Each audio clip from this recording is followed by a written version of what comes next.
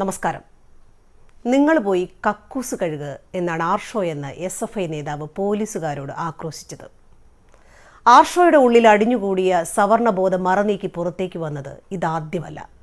ഒരു വർഷം മുമ്പ് CPIയുടെ വിദ്യാർത്ഥി സംഘടനയായ AISFന്റെ പെൺസഖാവിനെ മാറടി പെലച്ചി SFIയോട് കളിച്ചാൽ നിനക്ക് തന്തയില്ലാത്ത കൊച്ചിനെ ഉണ്ടാക്കിത്തരും എന്ന് പുലഭ്യം പറഞ്ഞുകൊണ്ട് ചവിട്ടി വീഴ്ത്തിയത് ഈ ആർഷോ ആയിരുന്നു.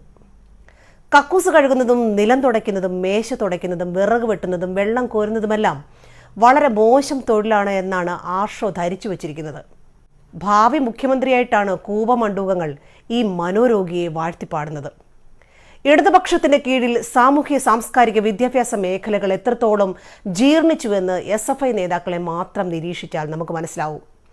ആണഹന്തയുടെയും ദളിത് വിരുദ്ധതയുടെയും സ്ത്രീ വിരുദ്ധതയുടെയും കീഴാള വിരുദ്ധതയുടെയും ഫാസിസ്റ്റ് സാഡിസ്റ്റ് നിലപാടുകളുടെയും ജീവിക്കുന്ന ഉദാഹരണമാണ് ആർഷോ.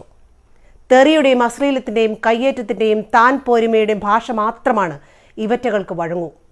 പോയി കക്കൂസ് കഴുകട എന്ന് ഒരു നരന്ത് പയ്യൻ വിളിച്ചു പറഞ്ഞത് കേട്ടിട്ട് ഇളിച്ചോണ്ട് നിന്ന ആ പോലീസ് ഏമന്മാരുണ്ടല്ലോ, ഇരിക്കാൻ പറഞ്ഞാൽ കിടക്കുന്ന, കക്കൂസ് കഴുകാൻ പറഞ്ഞാൽ ചന്തി കൂടി കഴുകി കൊടുക്കുന്ന പോലീസുകാർ, അവരെ ഓർത്ത് മലയാളം മൂക്കത്ത് വിരൽ വയ്ക്കുകയാണ്.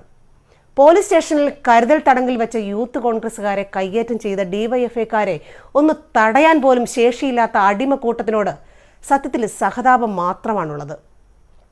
രക്ഷാപ്രവർത്തനം നടത്താൻ കമ്പിവടിയും വാരിക്കുന്തവും ഒക്കെയായി പോകുന്ന DYFIക്കാരൻ്റെ പിന്നാലെ ലാത്തിയും തൂക്കിയിട്ട് കുനിഞ്ഞു നടക്കുന്ന പോലീസുകാരൻ്റെ കാഴ്ച നാണിപ്പിക്കുന്നതാണ്. ഒന്നും വേണ്ട, വടിയും പിടിച്ചു പോകുന്ന DYFIക്കാരോട് ഞങ്ങളുടെ പണി നിങ്ങൾ ചെയ്യണ്ട എന്ന് പറയാൻ പോലുമുള്ള ധൈര്യം ഇവിടുത്തെ പോലീസുകാർക്കില്ല. നിങ്ങളെ കൊണ്ട് പറ്റുന്ന ഒരു കാര്യം ഞാൻ പറഞ്ഞു തരാം. ഒന്നുകിൽ ലോങ് ലീവ് എടുക്കുക, അല്ലെങ്കിൽ VRS എടുക്കുക. എന്നിട്ട് സ്റ്റുഡൻറ് പോലീസ് കേഡറ്റുകളെ ആ പണിയേൽപ്പിക്കുക. അവരത് കുറച്ചുകൂടി വൃത്തിയായി ചെയ്യും. പോലീസുകാർക്കാണെങ്കിൽ ആർഷോ പറഞ്ഞ ആ പണിക്ക് പോവുകയും ചെയ്യാം.